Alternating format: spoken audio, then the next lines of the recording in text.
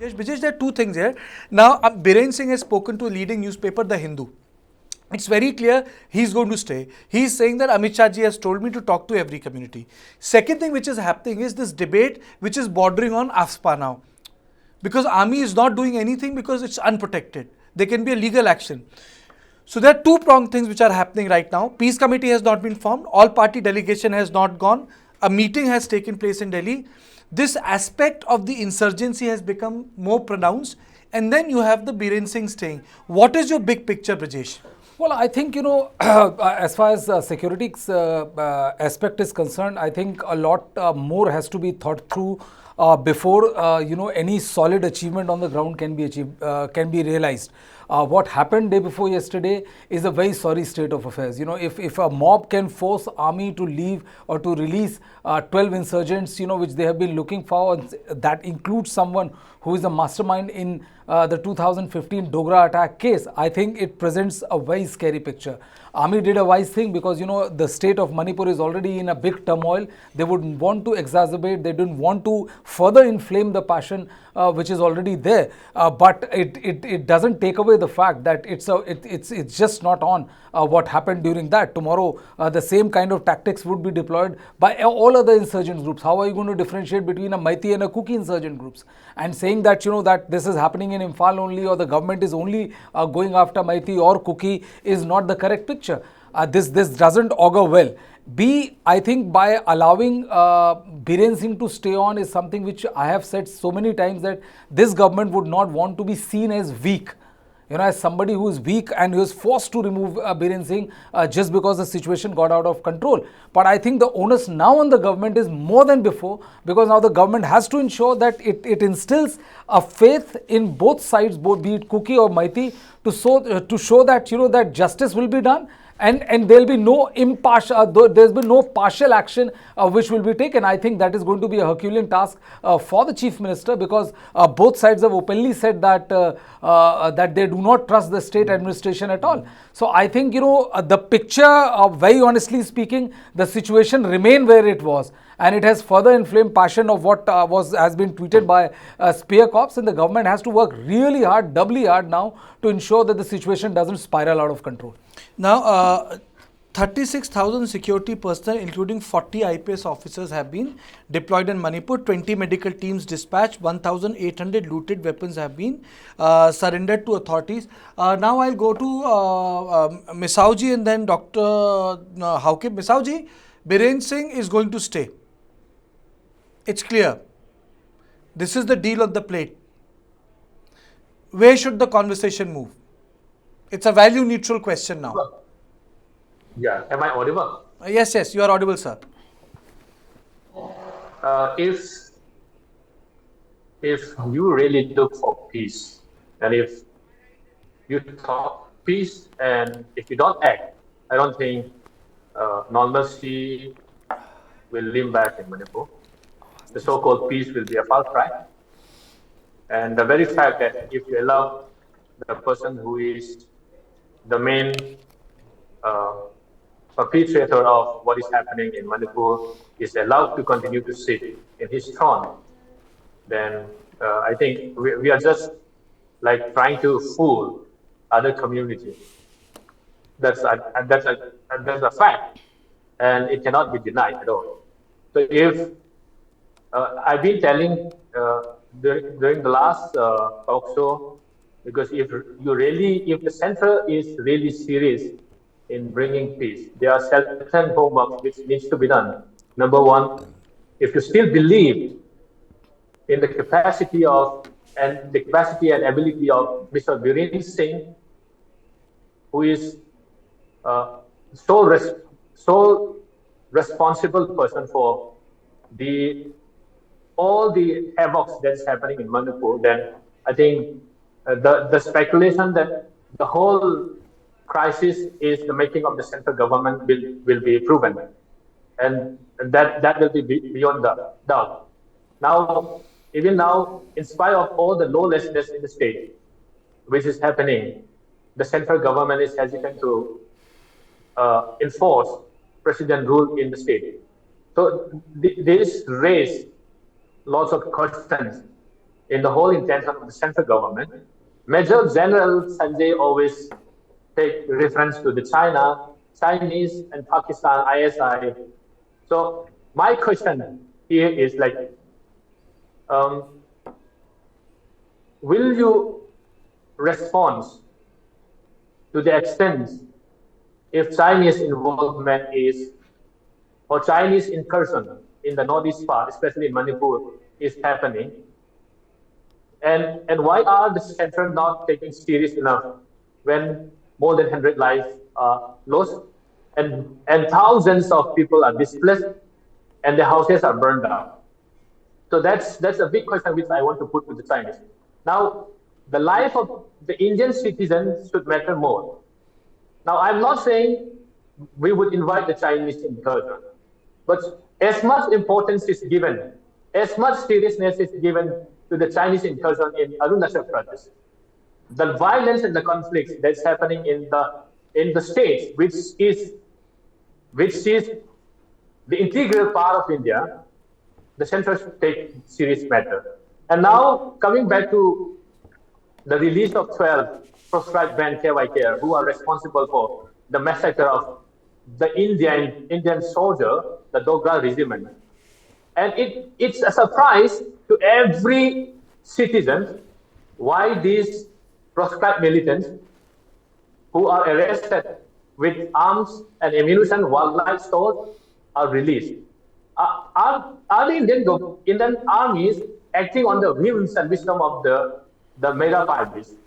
And the Mega Paibis who are renowned for the good work, renowned for their social activists, renowned for the human rights, they're renowned for the justice they stand.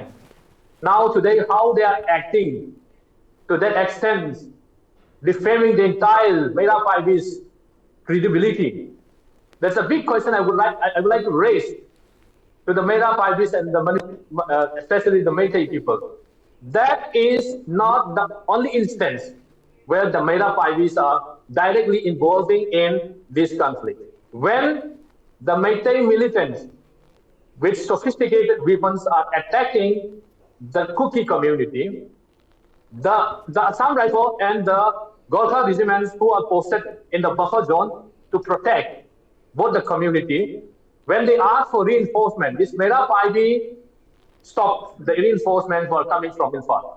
So this is how they explicitly taking part in the whole violence. There was a and part of conflict. it, Misauji, there's a part of it which was not audible. Are you saying that army is not being allowed to do its job professionally because of some vested interest? Are you saying that?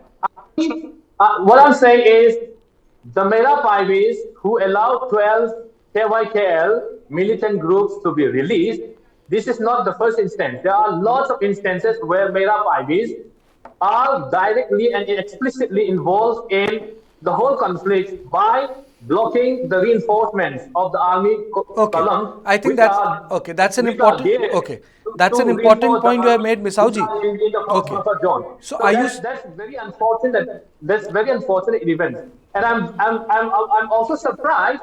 I'm also surprised why the conflicts continue is all because the radicalization of all the section of the Meitei society. Forget about all those common people, even the intellectual, the academician, the bureaucrat, the army retirees, even the army retirees are radicalized. This is the reason why the conflicts, solving the conflicts and bringing back peace will be something which is a hard nut to crack as of now. Therefore, Misauji, point taken. The only thing I would like to say in this program is you have all the right to put your points across, but the sort of the professionalism of Indian Army, the dedication and its commitment to this nation is beyond the conversation of any of our programs. It's not on you. It's not on you, Misauji. Please, Misauji. Yes. It's not about you. I'm just giving it like a statement as an editor of my channel when I hold this show that the commitment, dedication, Absolutely. professionalism of Indian Army is beyond any comment or narrative. And it has its own audits when it fails. So, when I say this, when I hold these debates on such a fraught issue where ethnicities and communities are involved, I say this again and again. We, both me and Brijesh, and News9 as a platform holds Indian Army here, It's like here. It's up here. So every point is taken, but when we talk about army, when we talk about our institutions, men on ground, the men in olives, they're up here, Yeah. hai. Dr. Hauke, your comments, and then I have to play some couple of bites. Thank you for having me here. I do concur with General Maston's view that despite all the national security threats emanating from neighboring countries, unfortunately, the Indian Army has to relocate its forces to Manipur to contain the violence. This is the very unfortunate part. My comment here on this issue, women folks being used as a beacon to launch attacks or to put holders against to the Indian Army from conducting its activities and in law enforcement activities. It's very unfortunate, but I'm not surprised that this has been the case. For years, the Métis society has been radicalized, and the women organizations that had long played an important role in containing violence or containing drug manage in the state, among others, are now being used as a weapon to sabotage the activities of the Indian Army. I think this is highly condemnable, and I'm also privy to the certain ground reports that this has been the modus operandi of the Métis, the radical organizations. Whenever attacks take place in Kuki areas, and when the Indian Army sent its forces to contain the violence, these women organizations put up roadblocks on the road and in jeopardizing the capacity of the Indian Army to conduct its activities and so on. So this is a very unfortunate part. And the one important point which I would like to highlight here is that despite all the significant steps taken by the central government, I'm really, really disappointed with the decision to allow the chief minister to continue its office. Given the radicalized hardline image that he has epitomized, I don't think it would serve the cause of peace in the state by allowing CM Biren to continue in the position. In fact, there were news reports quoting that the Honorable Home Minister Amit Shah has asked CM Biren to look into the law and order matters in the valley areas, and that the Home Minister himself would look into the issues in the hill areas. I think reading between the lines, this reflects the fact that the chief minister has problems of acceptance, legitimacy in the hill areas. And this, in fact, warrants the imposition of the president rule so that the Indian security forces can take full control of the law and order situation. Right now, unfortunately, we have a very confusing de facto arrangement where the chief minister, an elected chief minister, is still in his chair, but at the same time, the Home Department is still looked after by Kuldeep Singh, who is heading the Unified Command.